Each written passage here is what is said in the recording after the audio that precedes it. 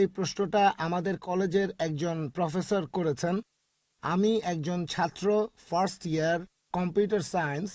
আর এই স্যার আমাদেরকে পড়ান ফিজিক্স। ওনার নাম রাজীব ভাট।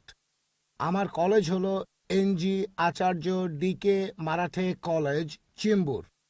আমার স্যার তিনি এটা মানেন যে ইসলাম সম্পর্কে মানুষের মধ্যে অনেক ভুল ধারণা আছে, অনেক রকম। স্যারও এগুলো মানেন যে এগুলো সব ভুল ধারণা। তবে তিনি শুধু একটা পয়েন্ট মানতে পারছেন না, সেটা হলো যে নিষ্ঠুরভাবে গরু, ছাগল ইত্যাদি পশু হত্যা করা বকরিদের সময়। প্রশ্নটা যদি সঠিকভাবে শুনে থাকি তাহলে আপনার প্রফেসর জানতে চাচ্ছেন হিন্দু ধর্মগ্রন্থ অনুযায়ী ননভেজ খাওয়া যাবে কিনা, এটাই প্রশ্ন। মানে এই যে নিষ্ঠুরভাবে গরু, ছাগল হত্যা করা হচ্ছে। নিষ্ঠুরভাবে? স্যার স্যার বলেন যে এই যে গরু, ছাগল হত্যা করা হচ্ছে একেবারে নিষ্ঠুরভাবে, ধীরে ধীরে গলা কাটা হচ্ছে তাদের। ভাই প্রশ্ন করলেন কেন নিষ্ঠুরভাবে হত্যা। তিনি হত্যাটাকে মেনে নিচ্ছেন, কিন্তু কেন নিষ্ঠুরভাবে, এটাই হচ্ছে প্রশ্ন। হ্যাঁ, আচ্ছা, তাহলে উনি মানছেন ননভেজ খাওয়া যাবে, কিন্তু তার প্রশ্ন মুসলিমরা হত্যার আগে পশুকে অত্যাচার করে কেন? খাড়া হ্যাঁ। দিয়ে একটা কোপ পশুটা মারা যাবে, জবাই করতে হবে কেন? এটা তো অত্যাচার। একবার এই ধরনের আলোচনা হচ্ছিল একজন শিখ আর একজন মুসলিমের।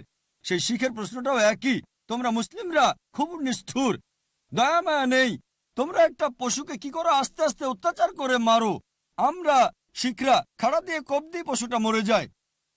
তখন সে মুসলিম বলল, আমরা মুসলিমরা হলাম মার্কা বাচ্চা, আক্রমণ করি একেবারে সামনে থেকে। তোমরা শিখ, তোমরা হলে কাপুরুষ, সেজন্য পেছন থেকে আক্রমণ করো। এখন আমরা যে জবাই করি সেটার আসল কারণ আসলে এটা নয়, এটা সেই মুসলিমের কথা, তার হিকমা। আমরা মুসলিমরা যে জবাই করি তার আসল কারণ এটা নয়।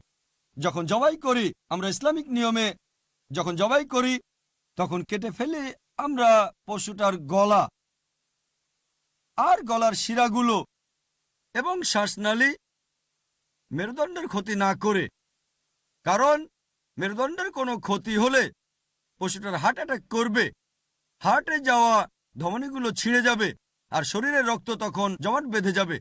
যখন আমরা কাটি পশুর গলাটা আর শ্বাসনালী এবং গলার শিরাগুলো, মেরুদণ্ডের কোনো ক্ষতি না করে, হার্ট তখনও পাম্প করে আর বেশিরভাগ রক্ত তখন শরীর থেকে বের হয়ে যায়। এখনকার দিনে বিজ্ঞান বলে যে রক্তের মধ্যে বিভিন্ন রকম জীবাণু আর ব্যাকটেরিয়া থাকে। আমরা মুসলিমরা পরিচ্ছন্নতা বজায় রাখি, জবাই করা পশুর শরীর থেকে রক্ত বের করে দেই। শরীর থেকে রক্ত বের হলে তার সাথে বিভিন্ন টক্সিন, রোগ জীবাণু আর ব্যাকটেরিয়া শরীর থেকে বের হয়ে যায় রক্তের মাধ্যমে। তখন এই মাংস খেলে অসুখ হওয়ার সম্ভাবনা কম থাকে। এছাড়াও যখন কোনো পশুর গলা আর শ্বাসনালী কাটা হয় এবং গলার শিরাগুলো, তখন ব্রেনে যাওয়া যে নার্ভগুলোর কারণে ব্যথা অনুভব হয় সেগুলো তখন কাটা পড়ে, তাতে সেই পশুর ব্যথা অনুভব করে না। পশুটা তখন পা ছুটতে থাকে, কারণ তার শরীর থেকে প্রচুর পরিমাণে রক্ত বেরিয়ে যাচ্ছে। এই পা ছোঁড়াটা ব্যথার কারণে নয়, মাংসপেশিতে চাপ পড়ে তাই পা ছোঁড়াছড়ি করতে থাকে। সেই পশু শান্তির সাথে মারা যায়। বলি দেয়া হলে অনেক সময় পশুটা ঘন্টাখানেক যন্ত্রণা পেয়ে মারা যায়। তাই ইসলামিক নিয়মে পশু হত্যা করাটা অনেক নমনীয়। আর এছাড়াও যদি কোনো পশুকে হত্যা করেন ইসলামিক নিয়মে জবাই করে, তাহলে সেই পশুর মাংস বেশি সময় ধরে টাটকা থাকে, কারণ সেই মাংসে রক্ত থাকে না। আশা করি উত্তরটা পেয়েছেন। জাযাকাল্লাহ খায়ের।